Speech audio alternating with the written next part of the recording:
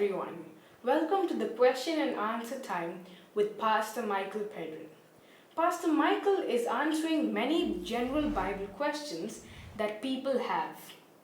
Pastor Michael, there is a strange passage in the Gospel of Mark where it says, Jesus healed a blind man by touching him twice. After the first touch, he was only partially healed. Why wasn't the blind man healed fully at the first time? Well, interesting passage indeed.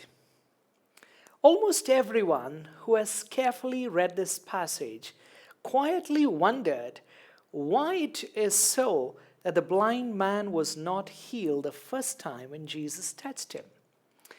This is the only place in the Bible where Jesus did not instantly heal a man but did it in two stages. Now, some people think that this passage reveals that Jesus initially failed in healing that man, but this is not so. The very fact that Jesus eventually healed the blind man dismisses the notion that Jesus failed to heal him initially. Jesus did it in two stages for a reason then, and a lesson to learn from it for all of us now.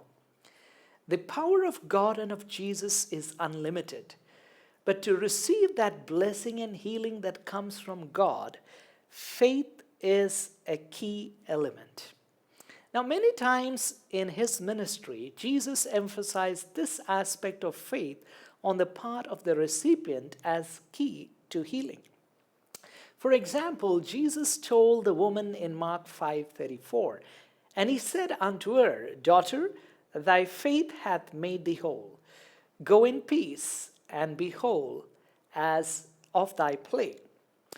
Also, when Jesus healed another blind man, Jesus complimented his faith as well.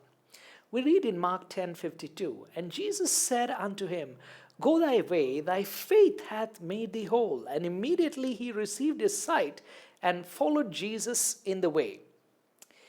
There were many other instances where Jesus could not work his miracles and wonders because of the faithlessness and unbelief of the people. Matthew records, for example, in Matthew 13:58, and he did not many mighty works there because of their unbelief. Now, unbelief or no faith on our part in what God can do is the biggest block for God to help the helpless.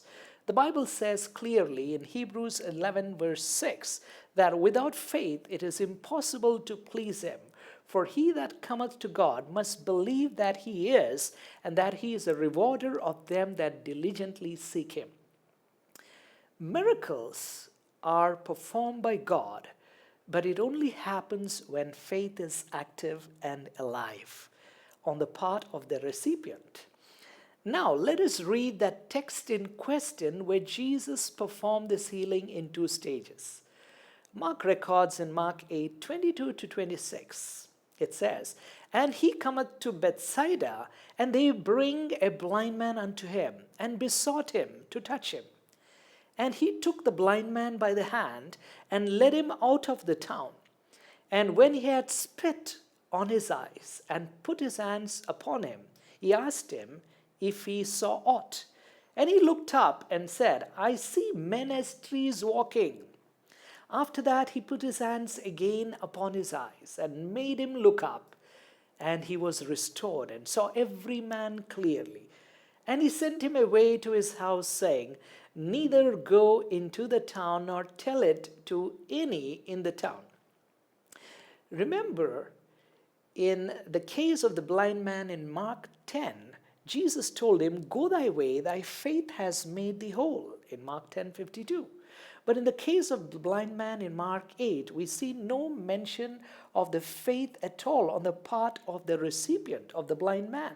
Mark writes, They bring a blind man unto him, and besought him to touch him, Mark 8:22. Now, it is the friends of the blind man who actually exercised faith in Jesus, and it was they who besought Jesus to help their friend. Remember, to receive blessings, you cannot ride on someone else's faith. Faith must have her own wings to fly and not depend on someone else to do that for you.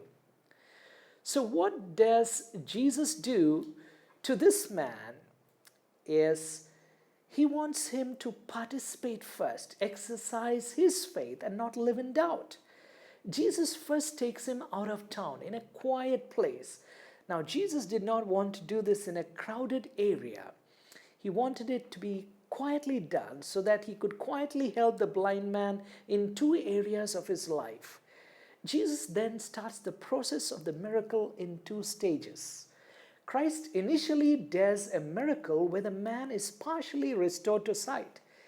And the man now, with the partial restoration of sight, has enough evidence to believe that Jesus can heal him fully and restore him. And then Christ touches him the second time and fully restores his sight. The Bible says that Jesus is the author and finisher of our faith in Hebrews chapter 12:2. First, he puts the faith in our hearts, then he enables us to live by faith. The Apostle Paul said in Philippians 2:13, "For it is God which worketh in you both to will and to do his good pleasure." Yes, it is God who puts that will in our minds and helps us to do his will as well. He is the Alpha and the Omega, helping us in every step, from the first step of faith to the last point. He takes us through. The Bible mentions about the gifts and the fruit of the Spirit. Now, there is one thing that is common in both these lists, and that is faith. 1 Corinthians 12:4 and 9 says, the gifts, faith. Galatians 5:22, the fruit of the Spirit is faith. Now, faith is the seed gift planted by God in our hearts, and it's also the fruit of that seed that is returned to God by God's help. Jesus had to do this healing in two stages because Jesus had to heal two kinds of blindness. The blind man was spiritually blind as well. He had no faith in Jesus on his own. He was riding on the faith of his friends. And Jesus, by working the initial miracle of partially restoring his sight, by that very act planted the seed of faith in the man's heart, where now he had evidence to believe that Jesus can fully restore him. Christ saw after the initial act, the man was ready to receive fully God's blessing and healing as his faith took hold of Christ.